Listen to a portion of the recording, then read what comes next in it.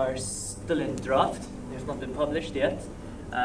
So as a result, the ones working, because I had spoken with both my co-supervisor Professor Joseph Caruana, and if I'm not mistaken, Mike Knoll, who was working on the guidelines with the Environmental Resource Agency. These guidelines were drafted. However, past draft, there hasn't been any progress to publish them, so they are there. They can be read, they can be educated. However, for the time being, apart from a law they introduced lately in Natura 2000 sites, which you require permits for the installation of temporary lighting, they're not being enforced so far. So we have to push more for these guidelines to be published so that they become enforceable.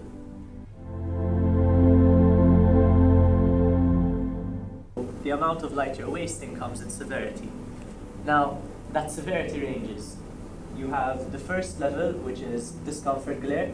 This is unnecessary lighting, which basically causes visual issues to anyone nearby, meaning billboards that are too bright, LEDs that are there for no apparent reasons. This is the first level. This is just slight discomfort. But the problem with glare is, once you move to disability glare, you practically, ironically enough, you lose the purpose of the light itself. Because rather than revealing, the light is actually concealing. There was a chapter on disability glare in Bob Meisen's book, Light Pollution, Remedies and Approaches. And in it, they interviewed a few criminals who were in prison for theft.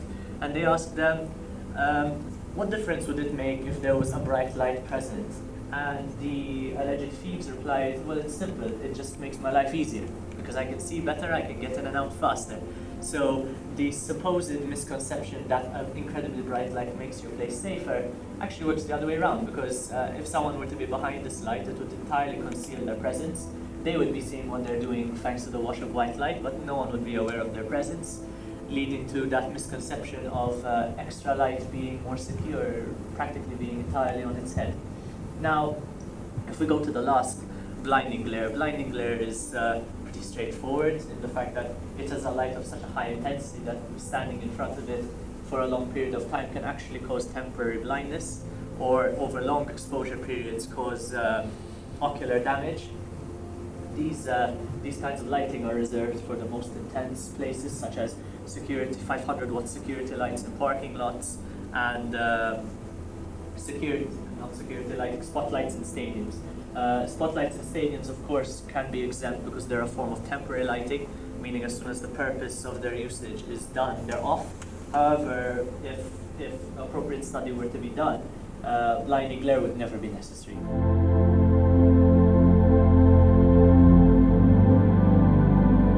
It is important to only use light where it is required, keep lower temperature lighting, and pay important attention to outdoor lighting as to not impede or contribute towards light trespass and sky glow. This kind of lighting only comes around due to a complete lack of awareness, where it is usually the case that the people installing the lighting are not aware of the problem. So it's important to educate on light pollution so that upon installing lighting like this, we can commit to having better design, better luminosity, and better education throughout in order to improve our night sky brightness.